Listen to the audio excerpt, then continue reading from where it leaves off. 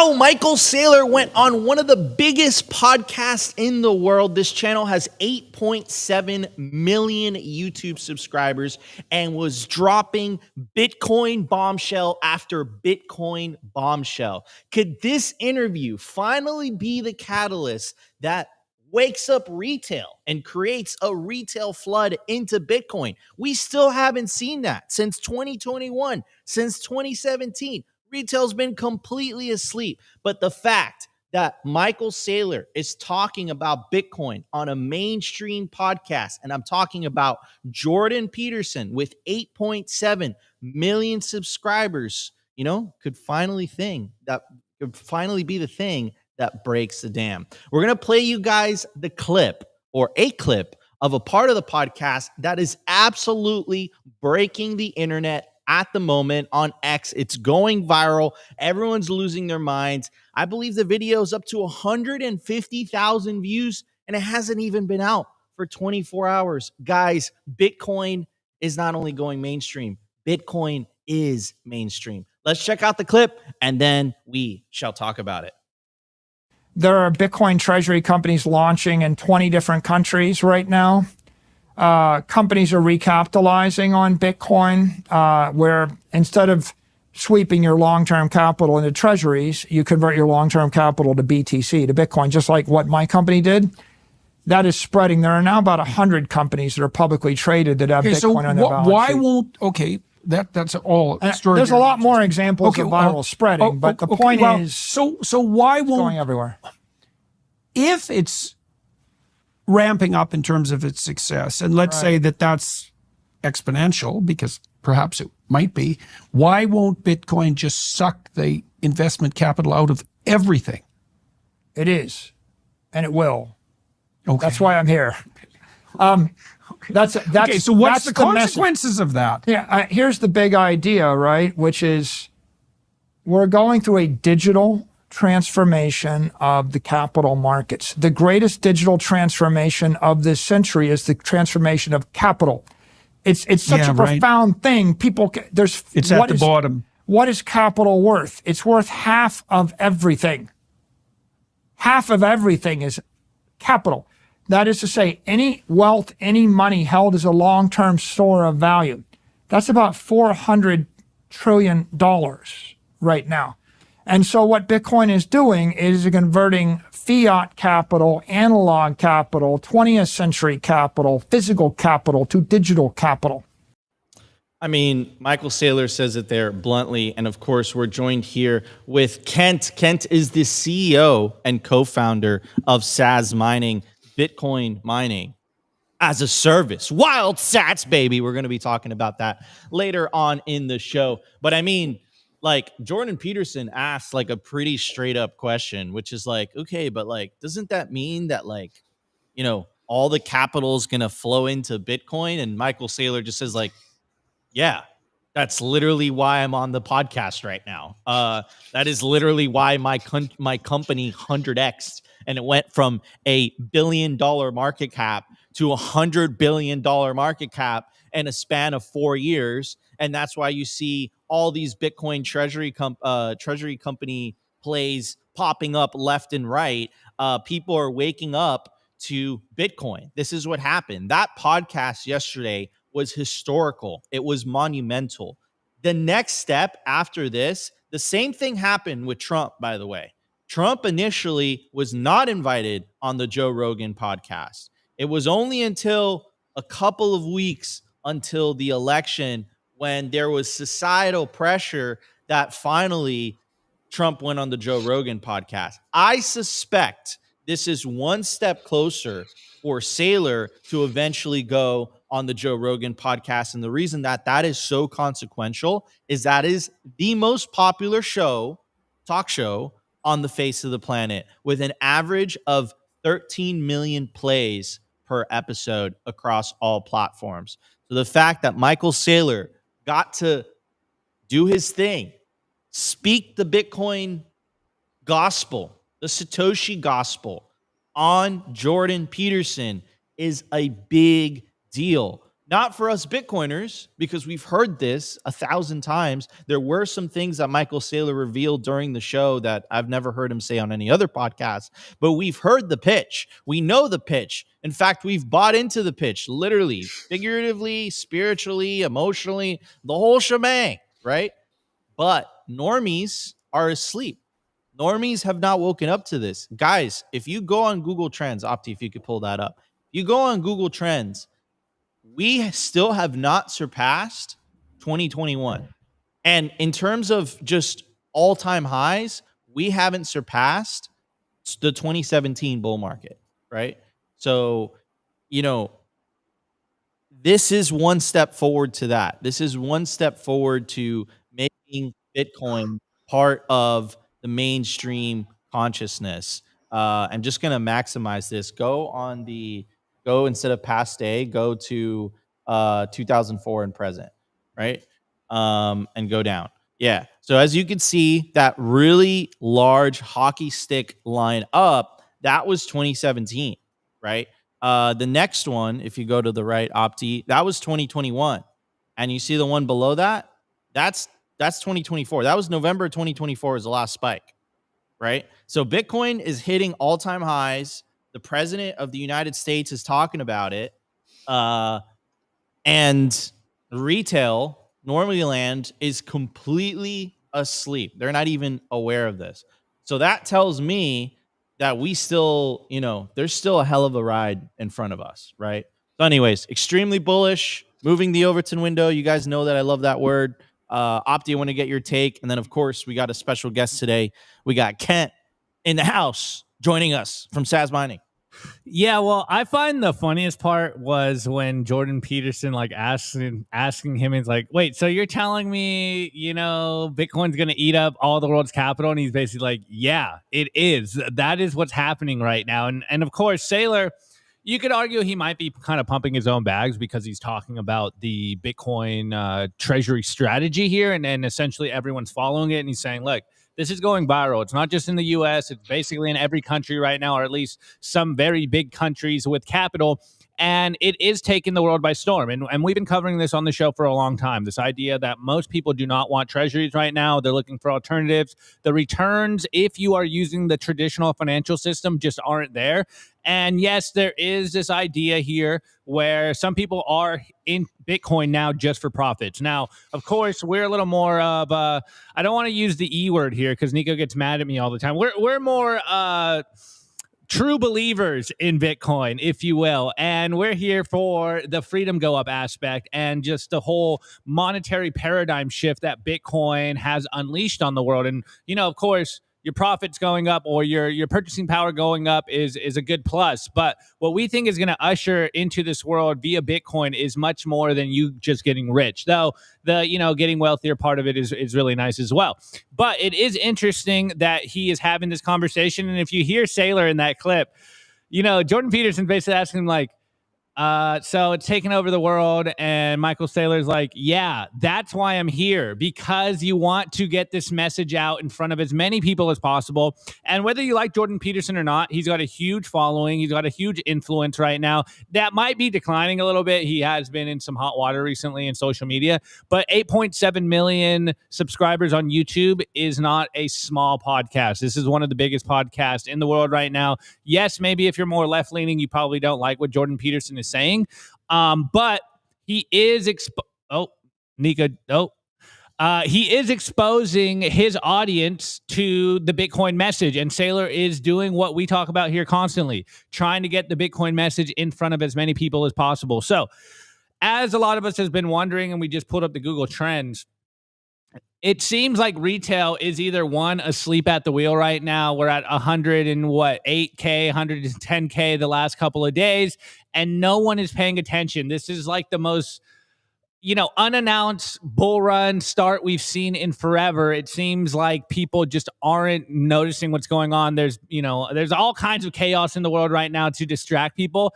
But I've been kind of saying, and someone echoed it in the chat, I don't think it's just necessarily retail is asleep at the wheel. Excuse me. I think retail is just super broke now. Like, there is no more free money in the system. I think the numbers of credit card debt is at the highest it's ever been. We're seeing, housing market, there's way more sellers than buyers. People are literally doing layaway for burritos on Klarna. Like, I don't think people have the money that they used to have in 2017 and what's that, 8-9 years ago. And so I think the paradigm, or rather the environment right now is totally different when it comes to money. I think people are a little tighter with their money, and of course there's a lot of things going on. People are living paycheck to paycheck. Everyone is kind of not focused on what's going on in finances, though we would say this is the most important thing to be doing right now.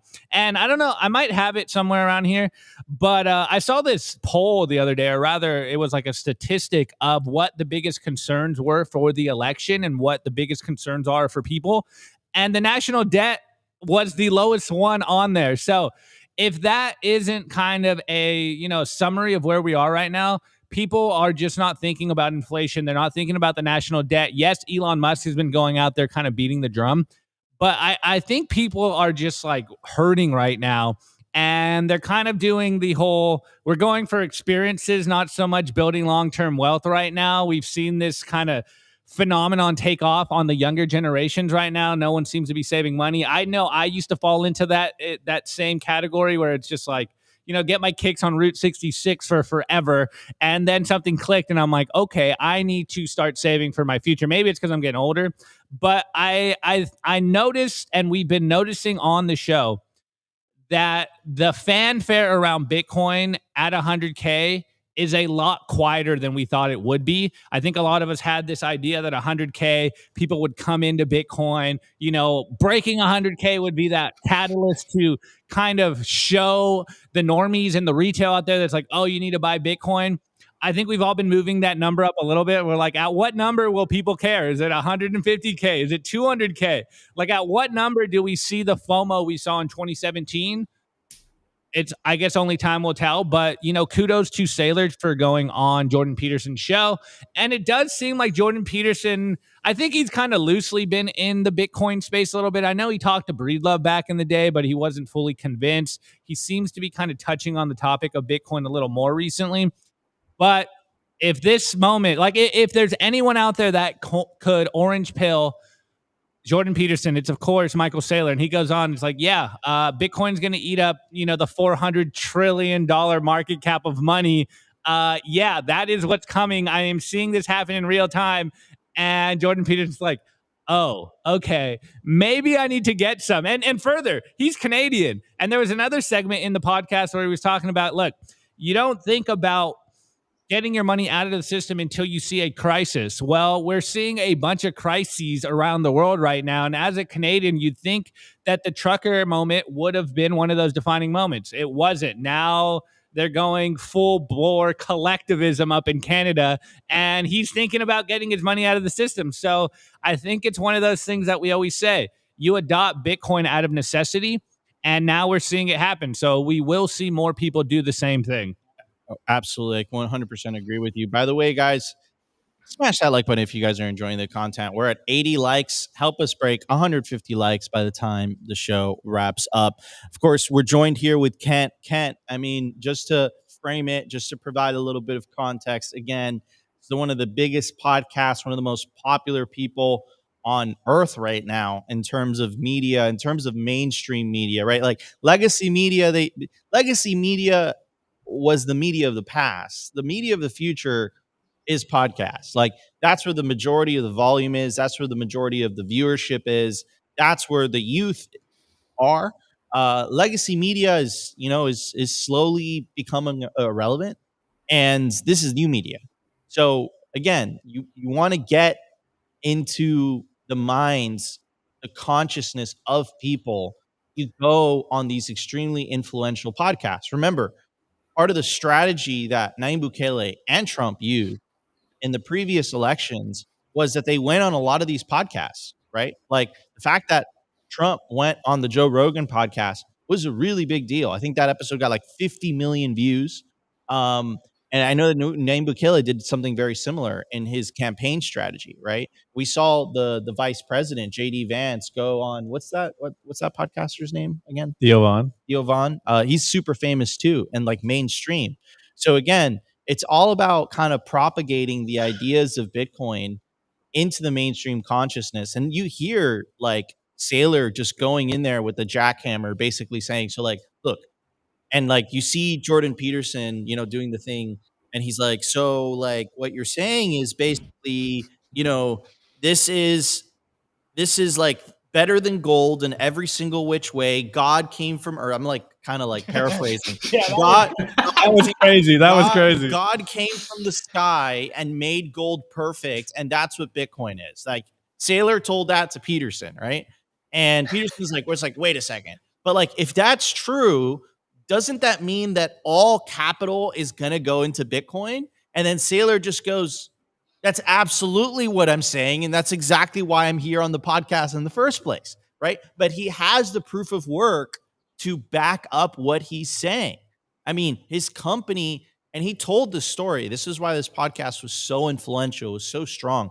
He told the story for 20 minutes about how anything he tried, right? He tried everything for 20 years to get his company competitive with Microsoft, and nothing that he tried worked. And he was getting frustrated. He was spending money on marketing. He was spending money on on R&D, on employees. His employees were working hard enough, and no matter what they did, they couldn't catch up. So he adopted Bitcoin, very similar reason to why Metaplanet adopted Bitcoin.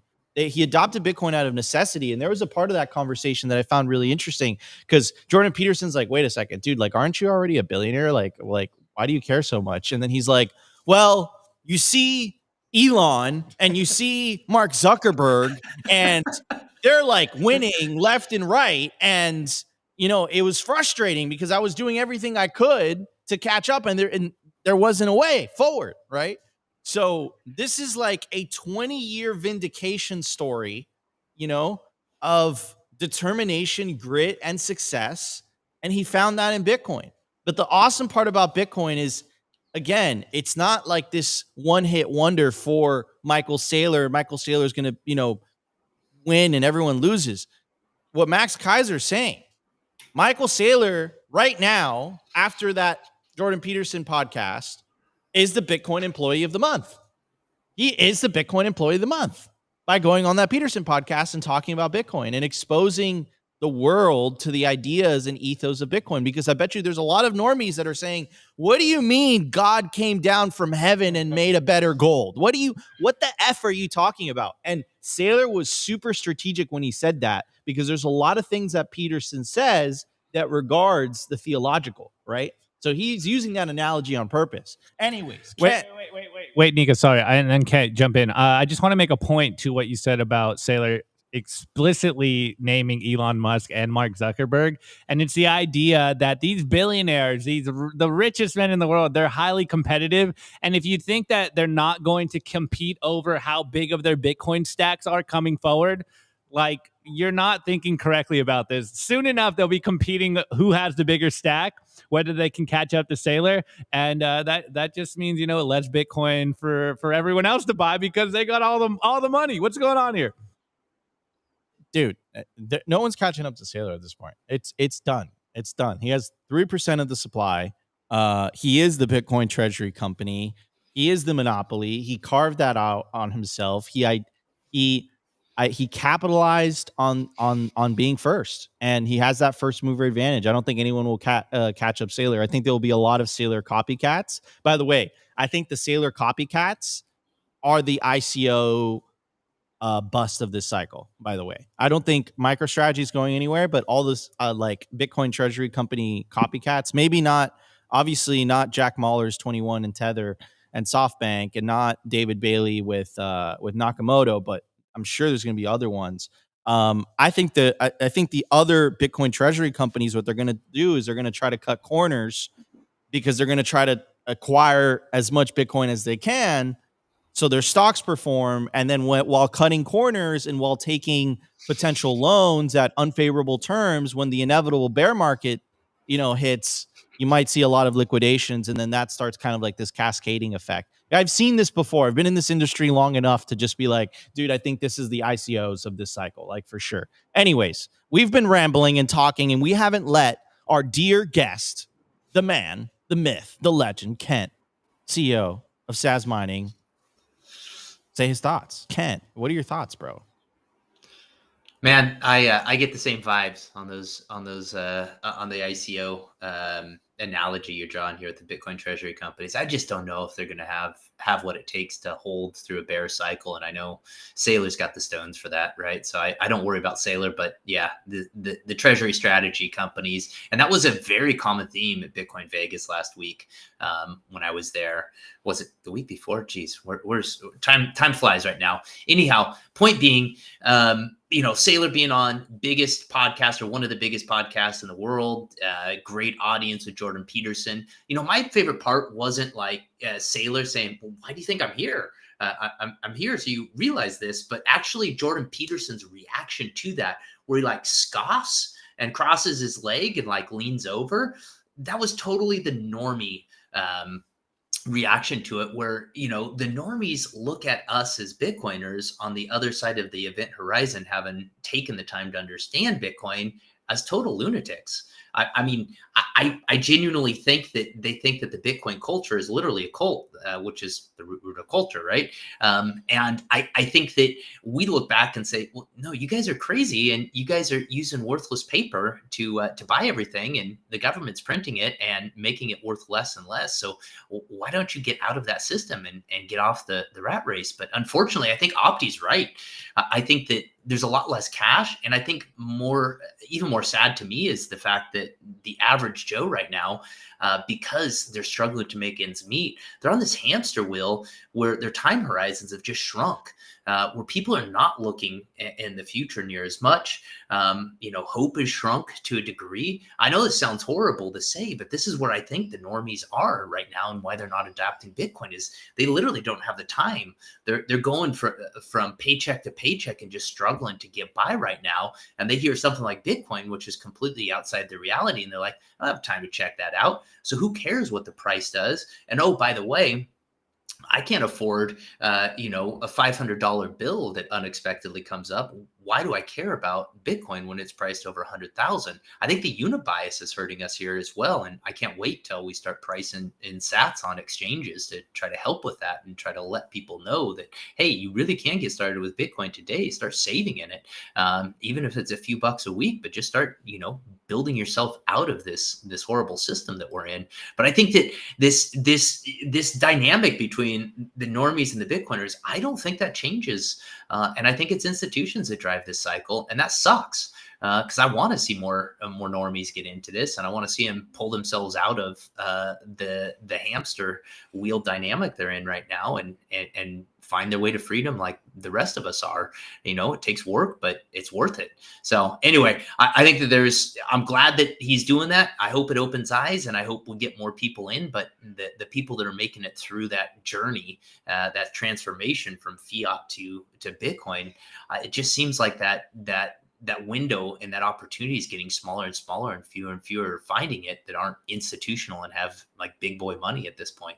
Yeah, absolutely. I mean, and a couple things that you said. So first thing that I want to focus on is you said, that this like Bitcoin is a cult, right? Like it's been treated as a cult by the normies and all that stuff. I mean, this is the back of a $1 bill. All right.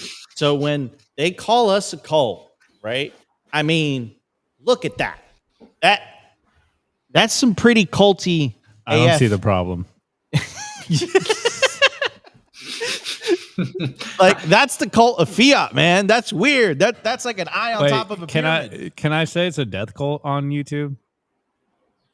No. It's a strange cult. That was a bad joke. It was facts. It was just a joke. But the point that we're trying to make is that's cultish, man. Like fiat is a cult, but it's a cult where you get poorer. At least Bitcoin is a cult of prosperity, right? Profits. And I think fiat is a cult of nihilism. I think that's the difference. And then you said something really interesting, what I wanted to explore, Kent, which was the unit bias is real, man. And I think it's starting to work against us, like big time. Like, I think the faster people switch to sats, the better. Because I've already, like, in terms of my own stacking and this and that, like, I switched to sats years ago because it sounds like it's like, yo, dude, I just stacked 1 million sats. You're like, yo, that sounds great, right? Can you imagine saying, yo, I just stacked 0.01 Bitcoin? Like that kind of sounds a little bit lame. And 0.01 Bitcoin these days, it's like more than $1,000, right? So it's like, okay, I stacked 1 million sats. That sounds good. It feels good. So yeah, I hope more and more exchanges do that switch. To give the Bitcoin exchanges credit, they have. I know Cash App has made the switch. I know Strike has made the switch. I know our favorite Bitcoin exchange here at Simply Bitcoin, the best place to build your automatic self-custody Bitcoin stack. Bitcoin Well has been denominating sats for a while now. So there has been, of course, Bitcoin exchanges that have made the switch, but it's not enough. I think it needs to be like, by and large, like, we haven't won the unit bias war until CNBC stops putting the BTC price and starts putting the SAT price instead. What are sats per dollar? I think that would be much more effective for retail, my opinion.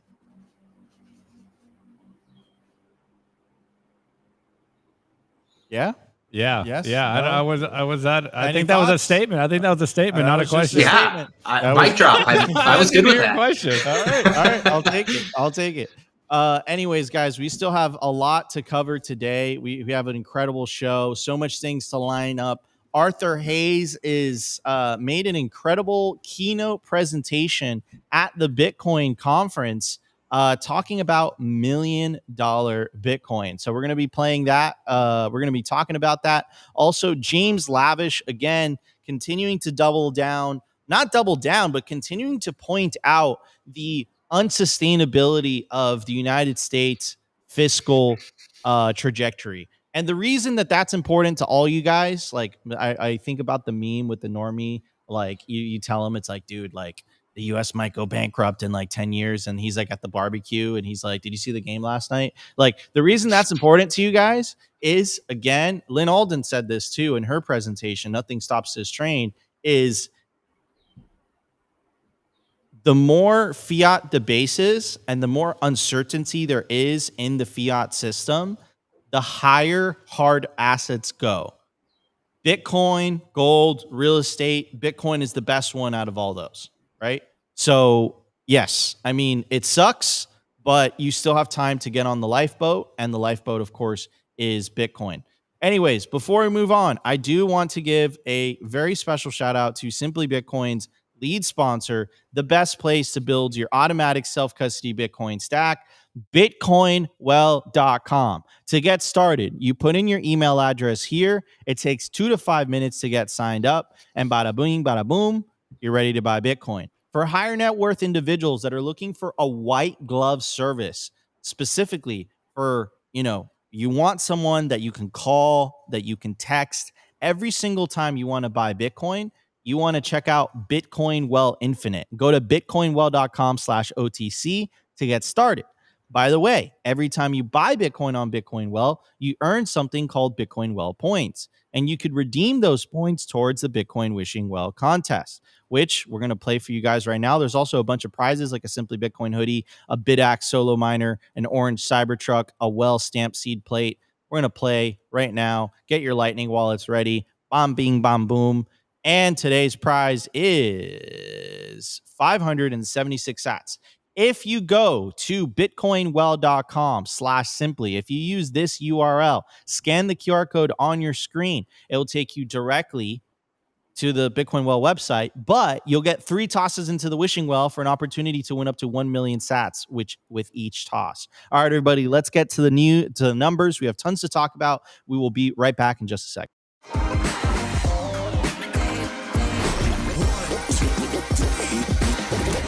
I want to tell you guys about our sponsor, Stamp Seed.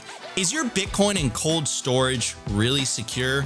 Are your seed words really secure? Stamp Seed's do-it-yourself kit has everything you'll need to hammer your seed words into commercial-grade titanium plates instead of writing them down on paper. Don't do that. Paper sucks. You want to literally stamp your seed into this plate of titanium. Your words are actually stamped into the metal plate with this hammer. So once your words are in, they aren't going anywhere. No risk of the plate breaking apart and your pieces falling everywhere. Titanium stamp seeds will survive nearly triple the heat produced by a house fire. They are also crush-proof, waterproof, non-corrosive, and most importantly, because this is generational wealth, time-proof. All things that paper is not, allowing you to hodl your Bitcoin for the long haul. I mean, here is the plate that they crushed. They put in water, they put a blowtorch to it, and as you can see, the words have survived. Stamp your seed on Stamp Seed. And you can use promo code SIMPLY to get 15% off anything on their store. Head over to stampseed.com today.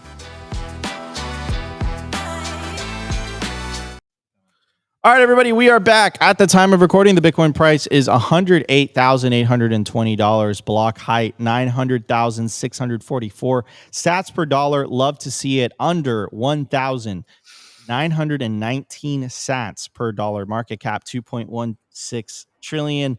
Bitcoin versus gold market cap 9.19%. Percentage issued 94.65%. Decline from all-time high negative 2.8%. Realized monetary inflation 0.84%. In the grand scheme of things, we are just getting the party started. Anyways, I have a clip for you guys. Let's check it out. It's a clip from James Lavish from the Bitcoin conference in Vegas. Let's check it out. The biggest problem the U.S. has, right, is that we're seeing the whole world wake up to the fact that the U.S. dollar cannot be trusted. That's the biggest issue that we have. And when you then look at Bitcoin, Bitcoin is trustless. It doesn't need to be trusted, and that's really what will drive forward in the innovation here eventually over the long run. Is that you have that base asset or currency that you can now trust without worrying about it being debased, it being seized, or it being frozen or locked away from you. So that's really that's a big deal for the U.S. and embracing that and pushing forward on it quickly is that's really important in my opinion.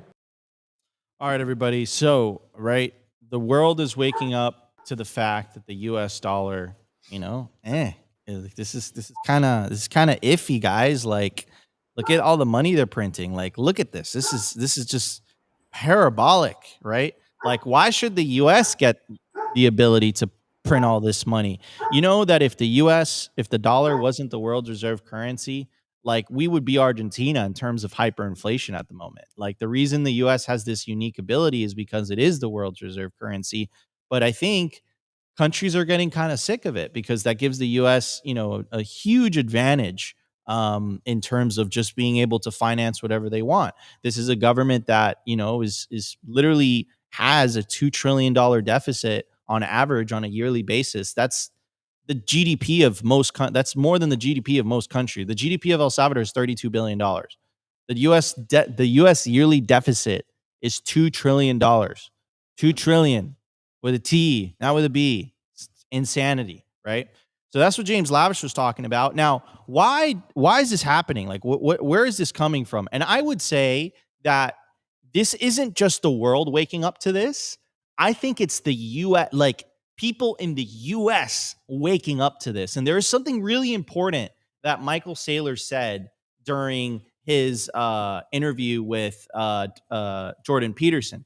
He asked the question, what is money? He says, I'm going down this rabbit hole of what is money? And I think that's the question of our time. Like, I tweeted out the other day when Elon and Trump were battling out on X. I said it. I said, I'm like, guys, like, without a shadow of a doubt, we are in a fourth turning. Like, this is a fourth turning. This is insanity, right? The Trump administration yesterday just announced And mind you, this is a right-wing administration. They just announced that they're going to give $1,000 worth of stock to every baby born between 2025 and 2029. That is helicopter money, right? Like, we cannot afford that as a country, right? And this is where Elon and Trump like basically fought, right? Because Elon is right. Like, the deficit is unsustainable. At the same time, Trump is right, because if this bill doesn't get passed, then the Republicans winning the election last November was for no reason. It was like a Pyrrhic victory, right? So anyways, let's kind of go down some of these things that I've ran into because it's just crazy. So and I'll obviously I'll leave the things that I can't say out, but check this tweet out by Matt Van Sol. And he says, "Okay, let me get this straight. A certain political party out there are spending millions of dollars on luxury hotels in some countries, not voting on any of the Doge cuts, spending 60% of their time on vacation, not codifying executive orders. Is this the major reform that the American people voted for?" Michelle Weekly, you guys know her. She says, "Americans voted for MAGA, which is not the same as the GOP.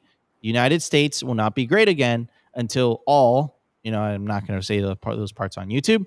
But anyways, I'm going to move on to Beauty on replying to Matt. And he says, and he's adding to this kind of list of things that Matt is saying. And he says, number 5, printing money at will, thereby stealing from citizens, working to prevent the spontaneous emergence of sound money. 7, pretending to serve the people while serving globalists. If Matt, Elon, Tucker, Candace, Kirk, and all others, rather than calling for primaries, instead called for people to convert all their Federal Reserve dollars to Bitcoin and gold, this scandal would be over in 6 months. But they don't. Why? And I think and I'm gonna tie this into the Jordan Peterson thing, and we're weaving it back in.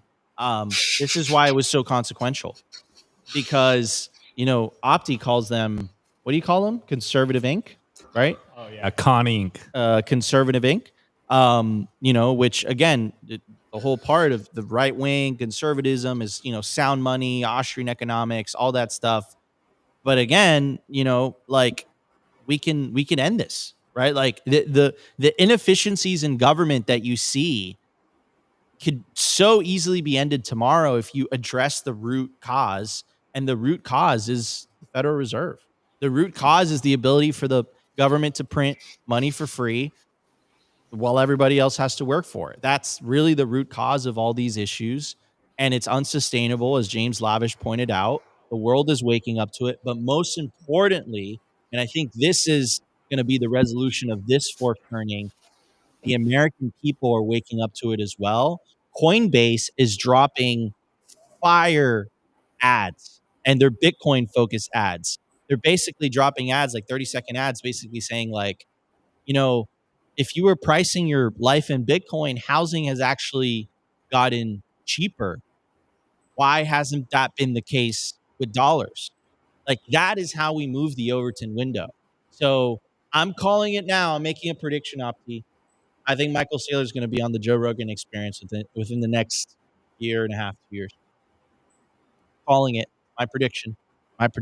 Smash the like button if you guys are enjoying the show. I want to give a shout out to the live stream. We got 1,200 of you watching live on Rumble. We got 1,200 watching live on X. We got 500 or so watching live on YouTube. If you guys are enjoying the show so far, smash that like button. Help us break 200 likes on YouTube. All you got to do is smash the like button. Anyways, Kent, what are your thoughts, man? Thoughts, ideas, feelings? Oh man, I actually think this is the value that unifies the Bitcoin community, is the separation of money and state. If you look at since we decided to divorce our money from the laws of physics with the Nixon shock in 1971, WTF happened in 1971.com has ridiculous charts that just show how our society just came off the rails and has become more and more unhinged. And so I actually think that's what we see, kind of back to what we were talking about earlier, is the Bitcoin culture, although it seems like a cult to fiat people, it's like we're just kind of re-anchoring to reality. Because we've got money that is anchored to reality, to the laws of physics through mining, which consumes and harnesses electricity. We're therefore actually motivated to save and actually create a healthier dynamic between ourselves and the communities that we live in. And the rest of the reality is running off the rails with all the fiat deception and wizardry that's out there. Because I do think it's this illusionary force that you know, the Federal Reserve has got like this wand and spell they're casting over most of the ecosystem. And who knows, maybe that Eye of Horus imagery has something to do with that, Opti. But we live in this crazy reality where the biggest brand on the planet is the US dollar. And that US dollar's brand equity is being diluted and drained right now by a bunch of politicians that are wanting to earn votes and give the citizens things that they want to earn those votes. So the whole problem is actually it's an us problem, right? Like, we want the freebies that the politicians want to give us. There's no physical constraint that the politicians have to printing money. So therefore, it's easier to print more money than it is to do the hard thing and deal with reality where it is. So the entire cycle has gotten into this illusory standpoint where, hey guys, party's over. We got to sober up. This is the time. This is what the moment of chaos is that we're living through, this fourth turning. And you're right, Nico, the key question here is, what is money? Because that question is what breaks the illusory spell that the Federal Reserve has over us with the dollar. Amen. Beautifully said. Beautifully said by Ken. Opti, what's your quick take? I couldn't agree more with what Kent was saying. I throughout this whole Bitcoin journey, that's one of the things that really struck me the most is understanding just how fiat money or the dollar or any, you know, local currency is just completely detached from reality. And when you base, you know, your life around Bitcoin, you are basing your life around reality. It's, you know, math and physics. You can't fake it. And that fundamentally shifts everything that you think about moving forward. And I think it is a huge paradigm shift. And I mean, for me personally, I couldn't agree more with what James Lavish was saying, because I've been kind of not a believer in institutions since I became an adult. Since I was like 18, I've always been kind of anti-authoritarian. And I was like, how could people follow this stuff? And even now in 2025, it still blows my mind that people still seem to believe in the legitimacy of the system and these institutions. But James has a point. I think what we're seeing, especially right now, like literally today and this week, we're seeing that the trust in institutions is falling, I think, at all-time lows right now. People on the left and the right both don't believe in institutions. Whether you're on the MAGA crowd, of course, you know, there's a lot of talk about who's you know, truthful and who's actually saying what. And the institutional trust is at an all-time low. And then on the left, you're seeing all kinds of crazy stuff happen right now where it's the same. This is the fundamental problem here. People are stopping to trust these institutions in various capacities. And as we would say, as Kent was saying, as Simply Bitcoin constantly says, as you guys constantly say in the chat, it all stems from the broken money. And that's where the trust has been fundamentally abused. And this is why we as Bitcoiners started a whole new system. Remember what was in the Genesis block? You know, bailout, second bailout on the, or second, what is it? Chancellor on the brink of second bailout. This is the fundamental ethos of Bitcoin, you know, hard coded into its DNA, is that these banks and these institutions have abused our trust. They've strip mined us of all of our resources. It's all funneling up to, you know, the cartel members at the top. And we just have to deal with it. But that was until Bitcoin was created. Now there's something different. There's a whole new game being played. And a lot of people just don't know that that is the case currently. And this is why we do what we do. 1,000,000%, man. 1,000,000%. The world's waking up. The Overton window is shifting. We are winning, you know, and start acting like we're winning, because we're winning. Guys, we still have a hell of a show lined up for you guys.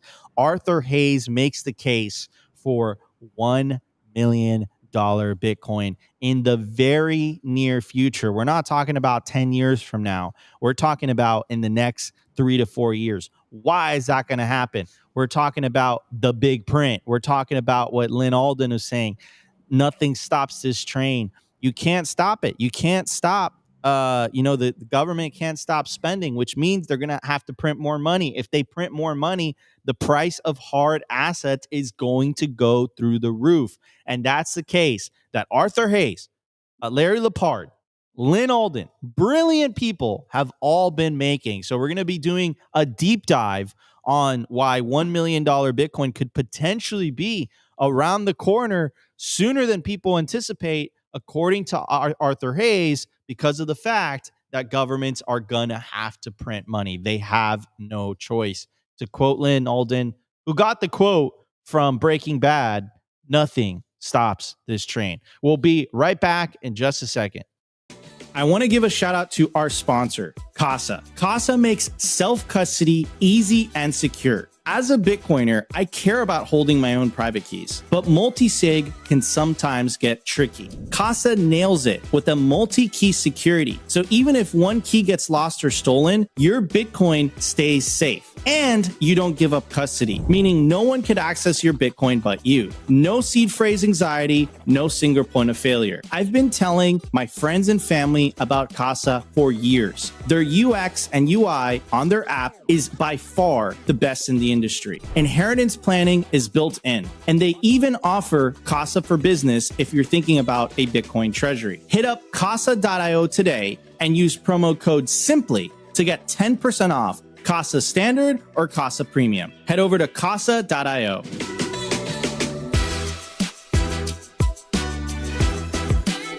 I want to give a shout out to our partner, CoinKite. If you take your Bitcoin security seriously, you'll need the best Bitcoin hardware wallet on the market to take self-custody.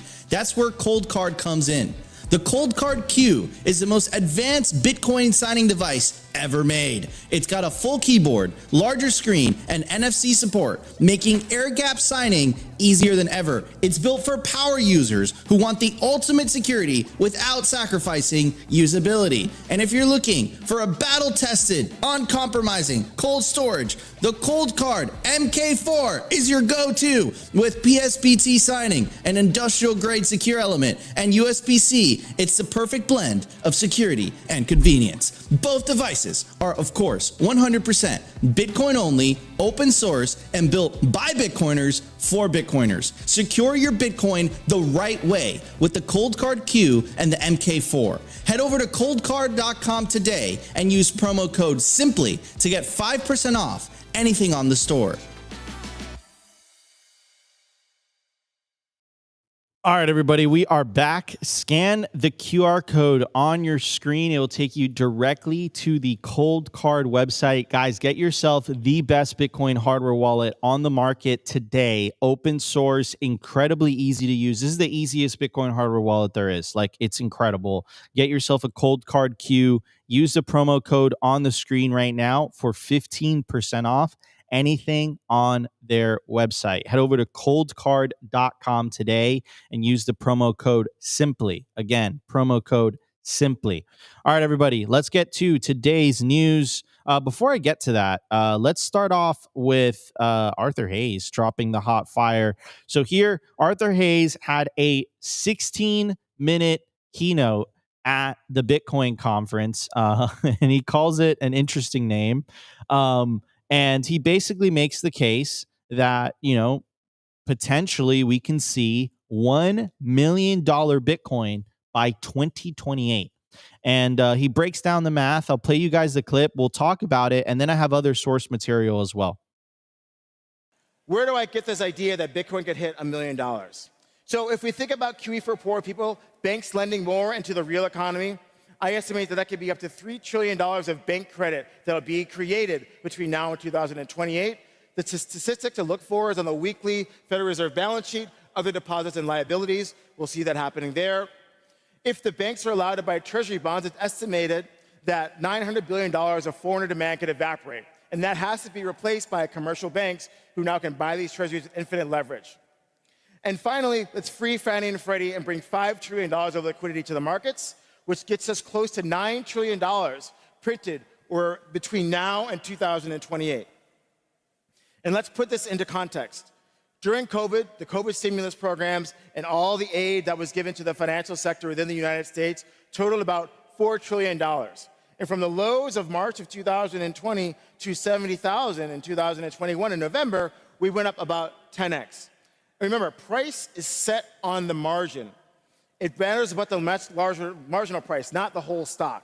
And so if we have less Bitcoin on exchanges due to ETF demand, and we're printing double the amount of money between now and 2028 than when we did till COVID, then Bitcoin $1 million is just easy. I mean, makes a great case, right? Remember what happened during the pandemic?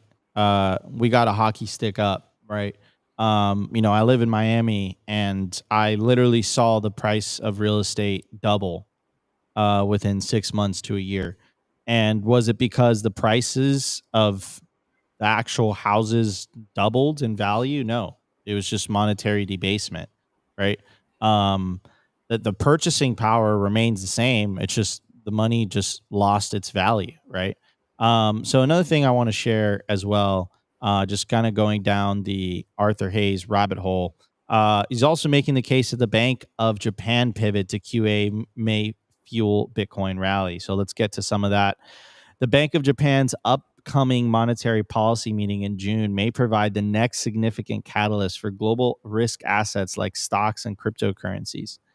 The BOJ is set to take its next interest rate decision at its upcoming monetary policy meeting on June 16th through the 17th. The central bank may provide the next significant catalyst for Bitcoin and other risk assets if its pivot to QE, according to Arthur Hayes, co-founder of BitMEX and chief investment officer of Maelstrom. If the BOJ delays QT and restarts selected QE at its June meeting, risk assets are going to fly. QE refers to central banks buying bonds and pumping money into the economy to lower interest rates and encourage spending during difficult financial conditions. I'll translate this part to just printing money. When you hear QE, it's just money printer go burr, just to simplify it. Anyhow, so I'm going to also connect this with one of Opti's favorite chart. By the way, Opti has a paid group. I'm just kidding. Which is the correlation between the M2 money supply, the M2 global money supply. I don't think that one's updated. Here, put this one. Put this one. I got the updated one. I got the updated one. Show you the updated one. I'm going to stop sharing my screen. Boom, boom, boom. Is that the updated one? That's updated. Could you zoom in a little bit? Yeah, I got to zoom in here so you can see the update. Right there, that tick. Yeah, is us right now. Well, it's going down a little bit, but yeah. So, you know, again, it seems, and this is a case that Arthur Hayes has been making for a while now, it seems like Bitcoin is just tracking the M2 money supply. That's really what it's global M2 money supply. The global M2 money supply. It seems like that's what it's doing. And you know, to kind of refer to what Jordan Peterson was saying in the beginning of the show, you know, when he was like basically shocked. So he's like, are you trying to make the case that like Bitcoin is this black hole and just going to suck up all the capital? And Saylor was like, yeah, absolutely. Yes, this is what happens. They debase the currency. People try to, you know, save themselves, escape. And one of the best escapes is Bitcoin. Dude, that analogy about like that theological analogy was like absolutely genius, bro. I loved it, dude. It was like, imagine if God came down and made perfect gold that was absolutely scarce, that you couldn't make more of, that you can send instantaneously anywhere around the world. Yeah, man. So people in the chat are feeling bullish. Miles says 175K by September. Let's check out the Rumble chat and see what's happening over there. Yeah, dropping. They're arguing about something completely different. Opti no longer models the wallets. I don't have one here. Opti Maximus. We are changing. You know. They're basically. Oh, they're going back and forth. They're basically calling me a commie. I appreciate it, Ali, for saying I'm not a commie. Anyways, I'm gonna pass it on to Kent. Kent, $1 million Bitcoin by 2028. What's your opinion, my friend? There's 2,000 people watching just on YouTube and X, and 1,000 people watching on Rumble. So absolutely no pressure. Yeah, no pressure. Thank you for building it there.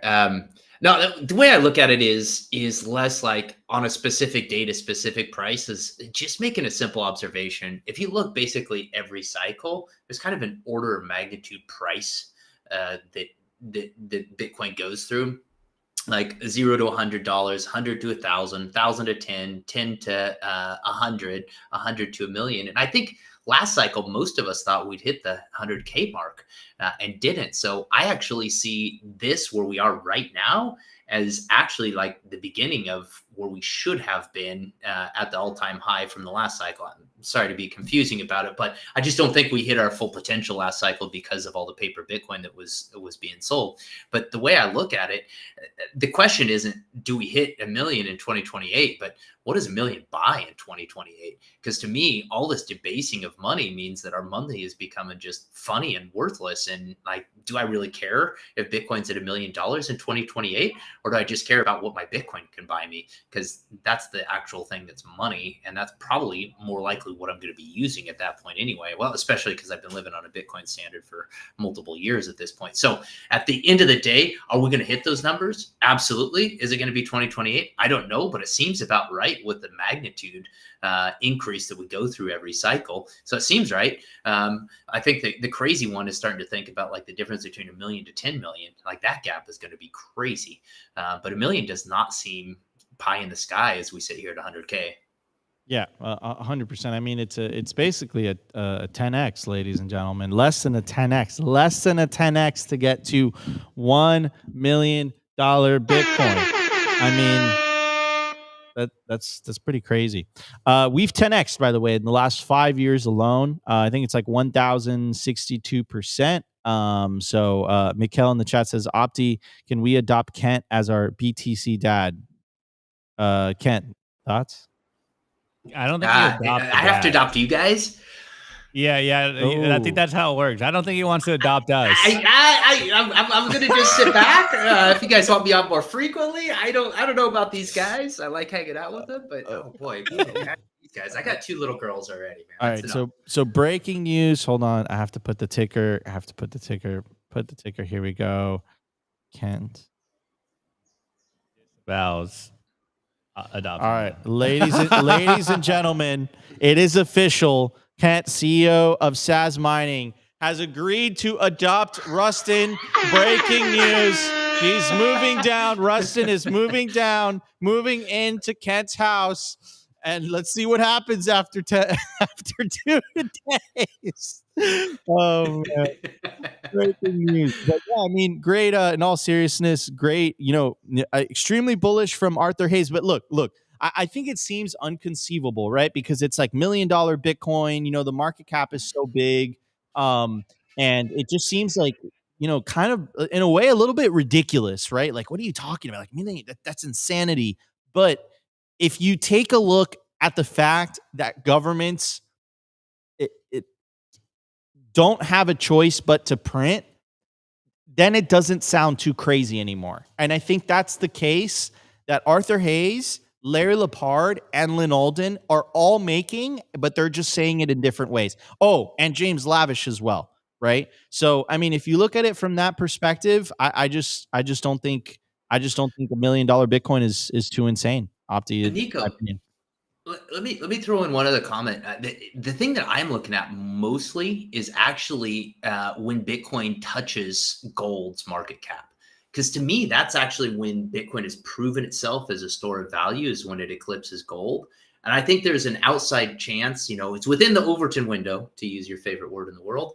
It's within the Overton window here that we actually touch it this cycle, but I can't remember what the price is because gold is going up. So it's something like 800K or $1 million of Bitcoin we'd have to reach to actually touch Bitcoin, gold as a store of value. But to me, when Bitcoin flips gold's market cap, that's the point where it's game over for the adoption of Bitcoin. Like, it's no longer a question. It's just the de facto store of gold across the store of value across the planet.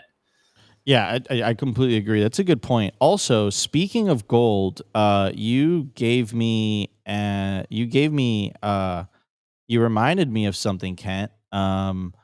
And that's the fact. I think I saw this morning. And actually, I still haven't dropped the Peter Schiff interview. I interviewed Peter Schiff at the Bitcoin conference. We'll drop that interview in a little bit. But essentially, Bitcoin has still not surpassed essentially gold, or barely surpassed, since 2021. So this is 2021. Bitcoin price in gold, not Bitcoin price in dollars, right? Bitcoin price in gold since 2021. And this is 2025, right? So Bitcoin has barely outpaced gold, right? And it's been like 4 years. So I still think we have a whole lot left of juice in the tank for this current cycle, if cycles are even a thing anymore. Anyways, guys, we still have a jam-packed show for you guys. We're going to be talking about Saz mining during the culture segment.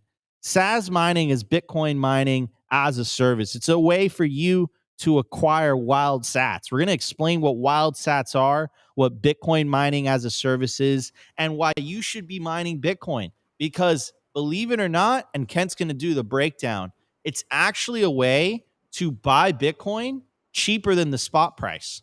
So instead of DCAing how you normally do on your favorite on-ramp like bitcoinwell.com/simply, you can go to Saz mining and, you could buy yourself a rig, and over, 2 or 3 years of that rig's lifetime or whatever, instead of that $108,000 price, you're gonna be able to acquire Bitcoin at a much cheaper price. I don't know what that exact price is. I'm gonna ask Kent during the culture segment, but yeah, Bitcoin mining is a way to DCA and acquire sats at a cheaper price. That's the whole point of mining, because if that wasn't the case, no one would be mining, right? Anyways, we're going to hit that during the culture segment. We'll be right back in just a second. We're going to talk to Kent, CEO and co-founder of Saz Mining. I want to give a shout out to our partner, HIVE Digital Technology. Why HIVE in 2025? Unstoppable growth. As the first ever public miner, HIVE's position to quadruple their global footprint, making them one of the world's fastest growing miners in 2025. And with elite operations that consistently top the industry in Bitcoin mined per exahash, HIVE's now headquartered in the USA. They're lean and mean, they're green and clean, and they're rewriting the playbook on sustainable Bitcoin mining. You can catch the latest buzz at HIVE Digital Tech or at hivedigitaltech.com.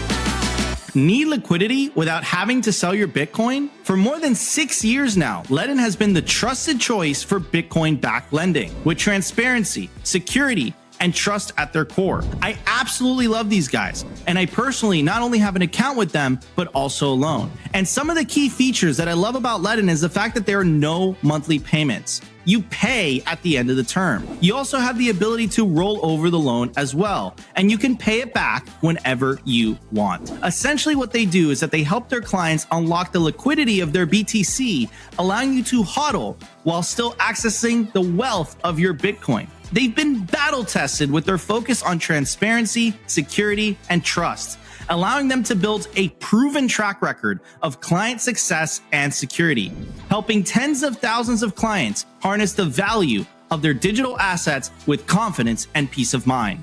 Learn more about what your BTC can do for you today. Simply Bitcoin viewers get 0.25% off their first loan by using the link in the video/podcast description. What are you waiting for? Head over to ledin.io today. All right, everybody. Other than the breaking news of Kent adopting Rustin, we are going to be talking about Saz mining today. Mine your Bitcoin, own your rigs, ditch the exchanges. Top tier Bitcoin mining as a service. Here's the highlight, ladies and gentlemen. Acquire BTC at lower cost than exchanges. That's really want to focus on today, Kent, and then we're going to be talking about wild sats. Kent, like, how's that even possible? That sounds way too good to be true, man. What do you mean you can get cheaper Bitcoin than how does that work? Could you break it down? Yeah, in fact, I'm actually gonna see if I can't pull a screen share here and show you guys the math, because a lot of people don't believe it. This is my favorite thing to show people, because I think mining has been overcomplicated for most people by our industry. And if you look at our most basic cost mining rig right now, what's the daily cost to mine a Bitcoin? So this is no hardware included. This is just making the argument as simple as it possibly can be, which is, how much does it cost to run this mining rig each day? So it's an Antminer S19 XP Hydro 257 TH, which I know is total jargon if you're outside the industry. The important part is this 257 terahash. So it's going to cost you $7.40 to run that. You generate a little over 10,000 sats per day. That means your cost to mine a sat is about 7/100ths of a penny. And if you actually scale that up, that means that it's $73,000 to mine a Bitcoin. So here's the whole point about mining Bitcoin that I genuinely, even being in this industry, took me too long to realize, to find the signal. And that is that Bitcoin mining is the only way to generate Bitcoin. Now that sounds stupid simple, but every single Bitcoin that is in existence got there through mining. And if you're going to an exchange, you're actually going for a convenience to buy the Bitcoin there instead of mining it. Is the way that you earn the Bitcoin. It's the way that the Bitcoin was distributed according to the protocol at its inception from Satoshi, right? And there's actually, if you go back in like Bitcoin's history of how Bitcoin was acquired, it was all miners in the beginning. You know, you go to the Troy Crosses of the world that are around from the 2011-12 era. You know, they got their Bitcoin from mining it, running it on their computers or GPUs. And then the exchange-based era of acquisition came about, and we decided, mining's too tough. It's too specialized. I can't do this. And as a result, we started to go for convenience to the exchanges to buy it. And now, here we are 15 years after its inception, and most of us think the right way to acquire a Bitcoin is going to an exchange to acquire it. But guess what's happened? Because we're all going and getting our Bitcoin at exchanges, now there's mining centralization issues.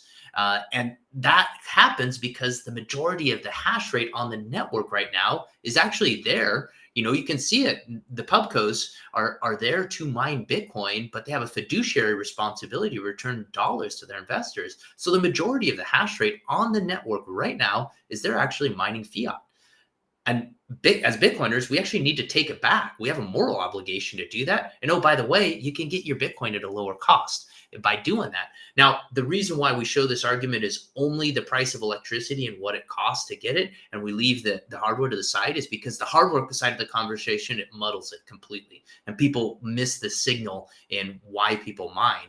So we set that to the side because getting a mining rig, depending on where you are in the Bitcoin price cycle, it changes the equation, and then you get a sell when you get off the ride. So you buy your hardware, your mining rig is your ticket to ride to DCA at a lower price, and then you get to sell that ticket when you get off the ride. And those 2 points in time, you can profit on it, you can lose some money on it, but it gets things horribly complicated. So we're saying to the Bitcoin community, just look, cheap electricity plus high efficiency mining rigs powered by clean energy equals cheaper Bitcoin. And by the way, you got a moral obligation as a Bitcoiner to do this so that we can push the fiat hashers off and realign the incentives on the network. Because here's what happens.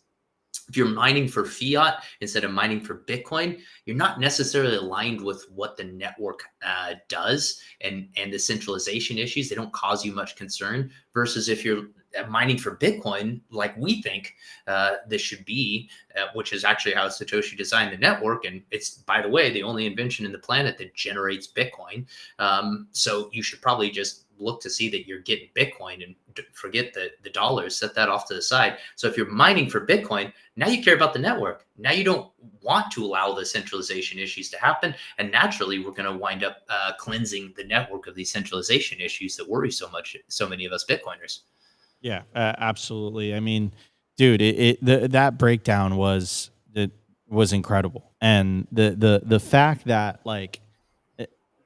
the fact that you essentially, what you guys have done is you guys have simplified the process, because the way that you were explaining essentially the ticket on and the ticket off, right? You can either do that very successfully, or you can absolutely effing wreck yourself.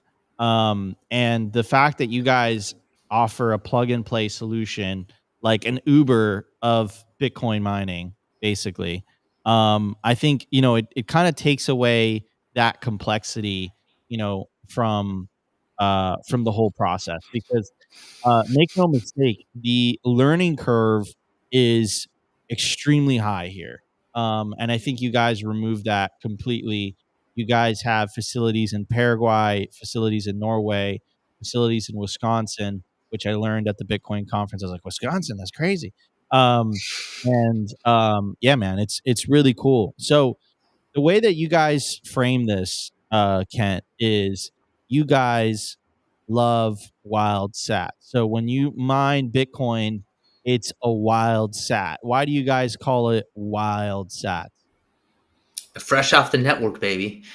So they're not tagged and bagged like they are when you go to an exchange, right? You go to an exchange, you got to enter all your personal information, you got to jump through those hurdles. So now every sat that you purchase and ship off that exchange, it's got a surveillance attached to it, right? And that surveillance creates friction and makes Bitcoiners uneasy about actually using their sats that they've purchased off an exchange, versus you come to us and we're not a regulated exchange. We sell hardware and we service it. If you think about it, at its core, we're property management service.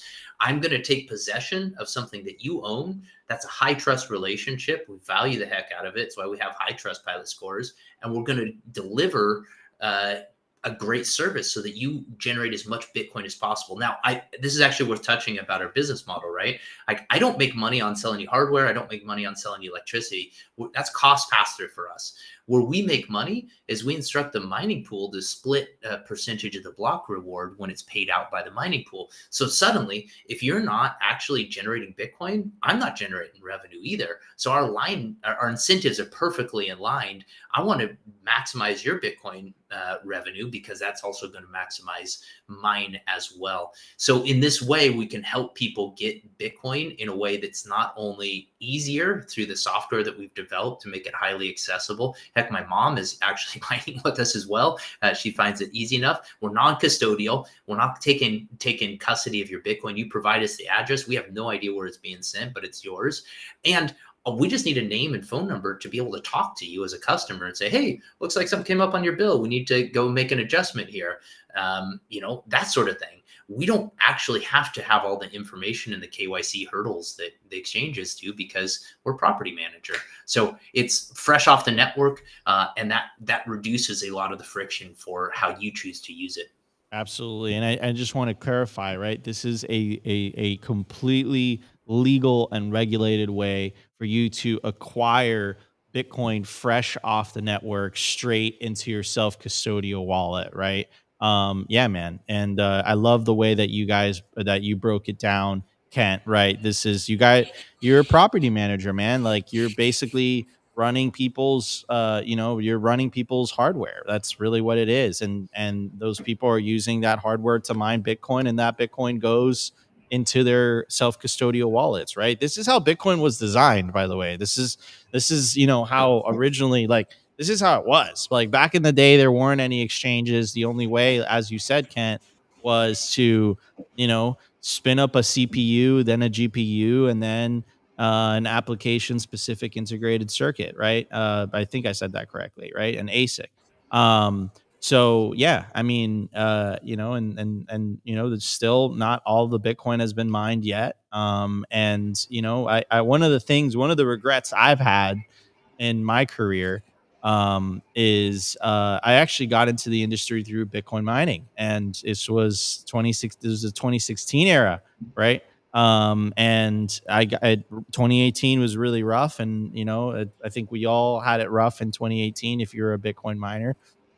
Big hangover from $20K to $3,500. Yeah, man, I mean, I pivoted. Well, it turned out great. Love Bitcoin media, but that would have been cool. Bitcoin miner since 2016, right? So I think, like, the lesson there, right, is with Bitcoin mining, the key is just to stick it out.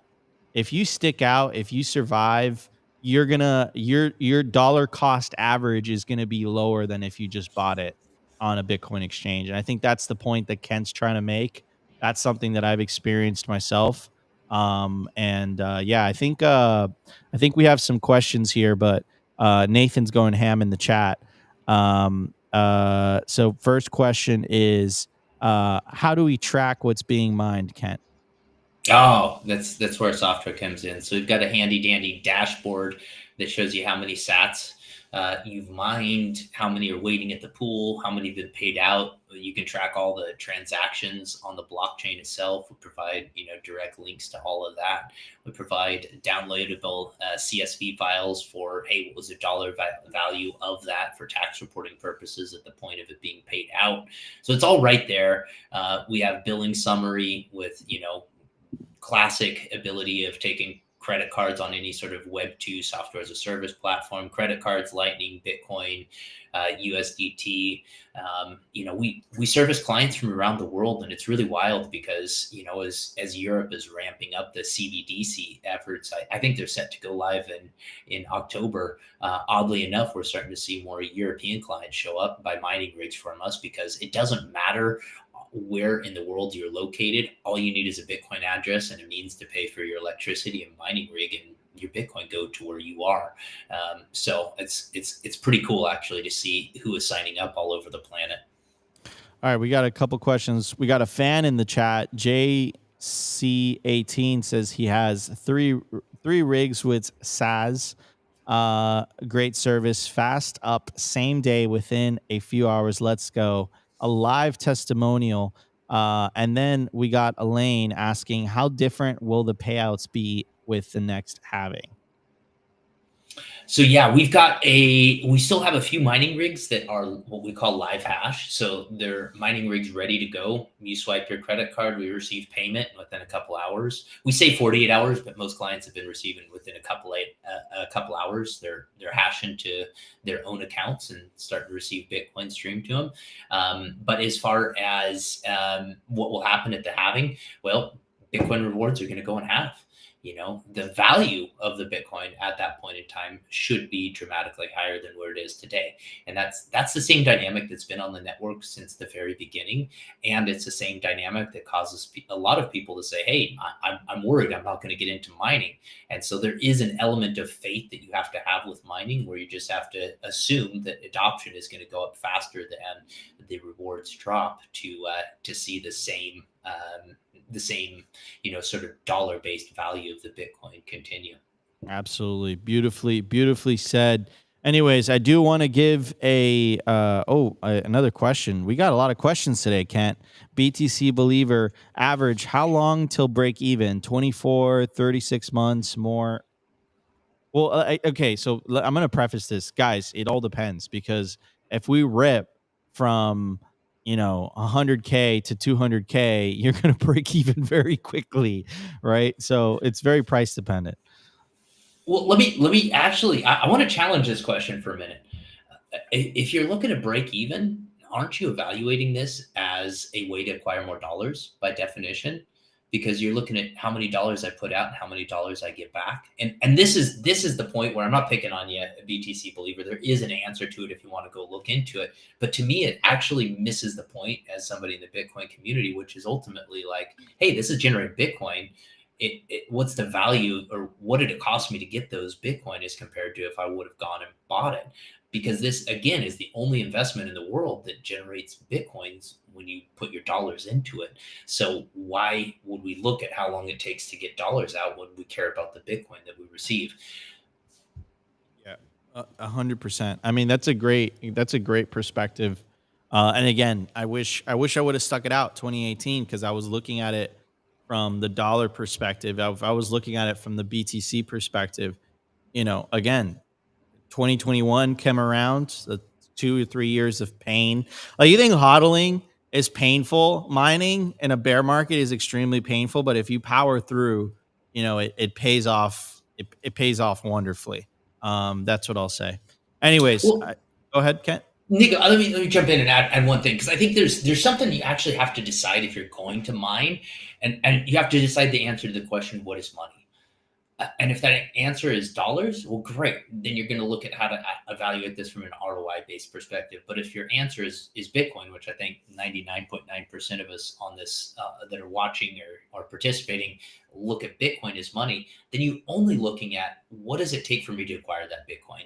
And I think that we have not, as a mining community, made that really clear. And so we've come up with this jumbled analysis that a lot of people are doing when it all just gets a lot more clear. Cool. You want dollars? Great. Look at it through a dollars-based lens. Cool. You want Bitcoin? Look at it through a Bitcoin-based lens. But for the love of Pete, don't try to mix those two because you're just going to confuse the heck out of yourself. Yeah, absolutely. All right, guys, we're at the top of the hour. I do want to thank our special guest today, Kent, the CEO and co-founder of Saz Mining, Bitcoin mining as a service. We recommend them here personally here at Simply Bitcoin. Also, check out the Beyond Bitcoin show with Oceans. Kent made an appearance on the latest episode. And breaking news, Kent is adopting Rustin. It is happening. We got a Saz Mining representative in the chat confirming it. And that should make some epic content. Anyways, guys, if you enjoyed the show, you know what to do. Smash the like button. Consider subscribing if you feel like we provided you value.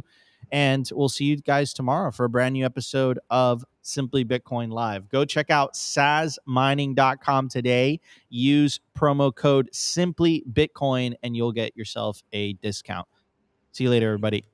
Today's episode was brought to you by BitcoinWell.com, a Bitcoin-only platform on a mission to enable financial independence.